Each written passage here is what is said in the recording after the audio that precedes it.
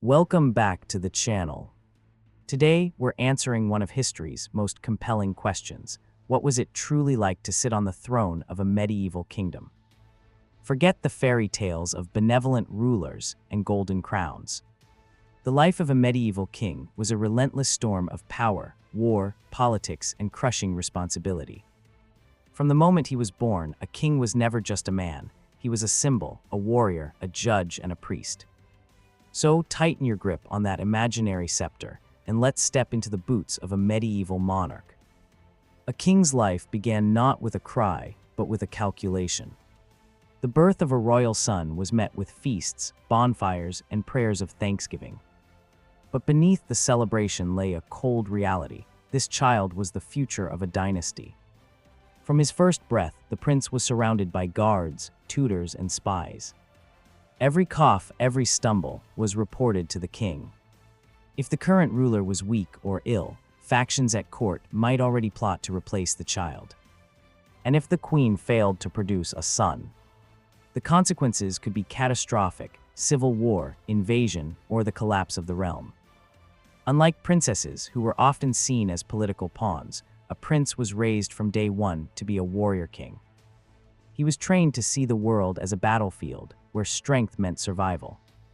A medieval prince's education was brutal, relentless, and designed to forge him into a leader. Forget arithmetic and poetry. His curriculum was war, governance, and statecraft. Weapon mastery. By age 7, he was handed a wooden sword. By 12, he trained with live steel. He learned to joust, wrestle, and fight on foot and horseback. One mistake in the tiltyard could mean death or disfigurement. Strategy and tactics. He studied military history, siege warfare, and battlefield psychology. He pored over maps, learning the strengths and weaknesses of rival kingdoms.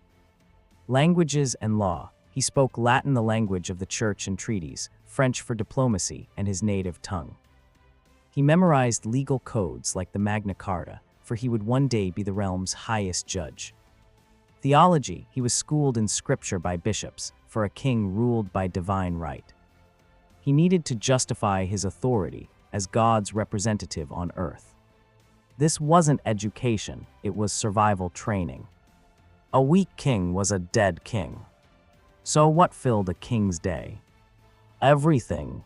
His life was a never-ending cycle of duties that began at dawn and ended long after midnight. The king rose early, often at 4 a.m. After a light meal of bread and ale, he attended matins morning prayers in the castle chapel.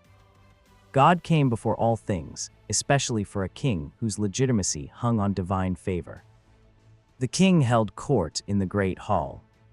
This was where he dispensed justice, heard petitions, and settled disputes. A peasant might accuse a lord of theft. A widow might beg for her son's inheritance. The king's word was law, but he couldn't rule by decree alone. He needed to balance mercy with strength. Meanwhile, his privy council waited outside. These were his closest advisors, bishops, earls, and knights, who briefed him on everything from tax collection to border skirmishes. A king who ignored his counsel risked rebellion. A king who relied on it too much risked being controlled. After a midday feast, often roast meat, pies, and wine, the king toured his castle or city. He inspected walls, granaries, and armories. He met with merchants, inspected new ships, or visited building sites. He needed to see his realm with his own eyes, because a king who lost touch with his people lost his grip on power. As dusk fell, the king returned to his chamber for administration. He reviewed charters, signed treaties, and dictated letters to his scribes. He might then attend vespers, evening prayers, before a banquet in the great hall. And even then, the day wasn't over. Spies might bring midnight reports of enemy movements. A lord could arrive at the gate with urgent news. Sleep was a luxury a king could rarely afford.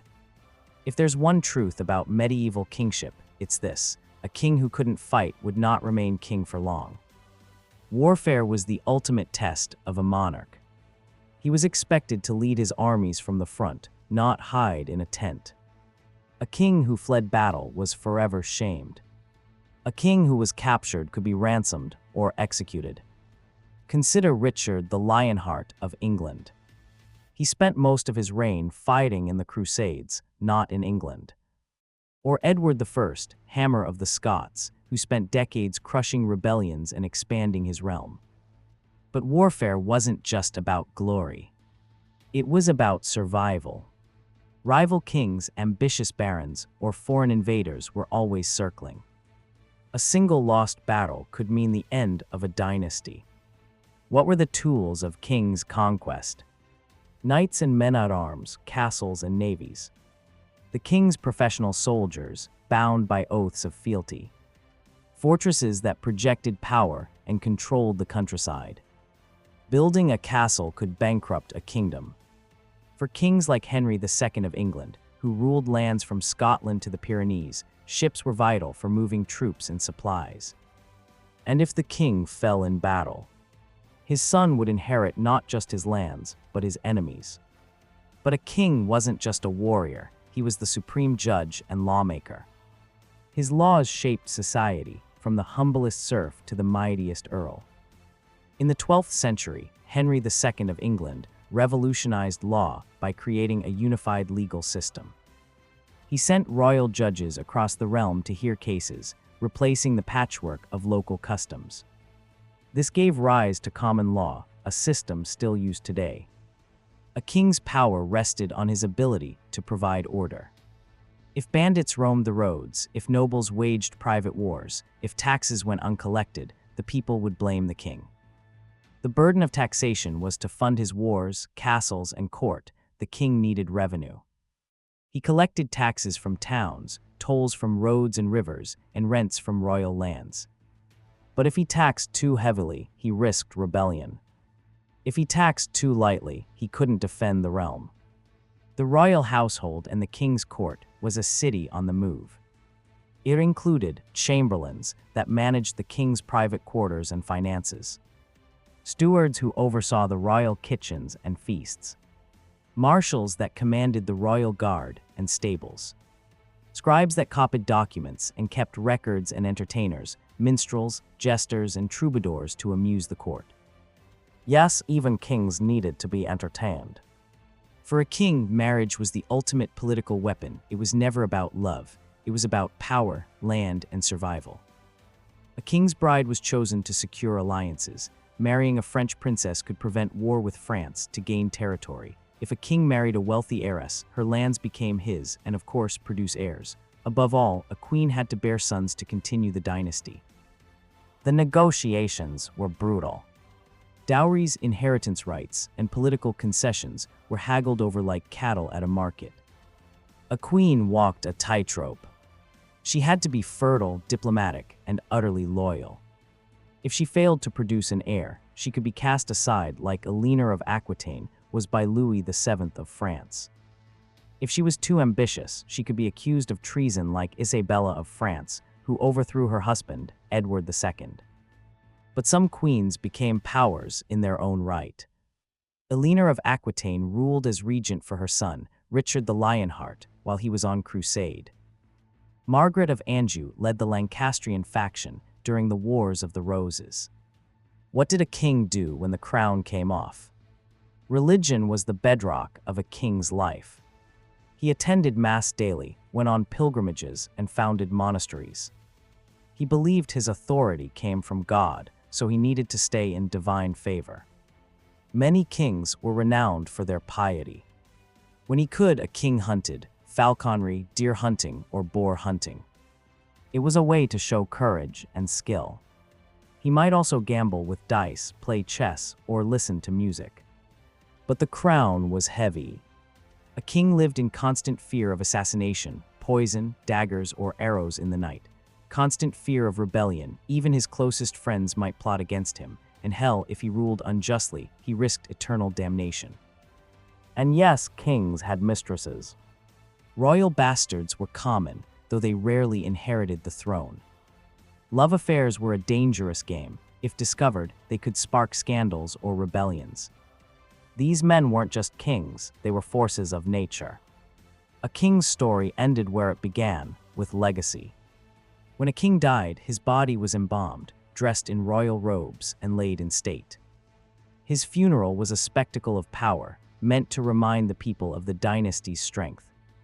But the real question was, had he secured his realm for his heir? If he left a strong, capable son, the dynasty continued. If he left a child on the throne, the kingdom faced peril. If he left no heir, civil war erupted.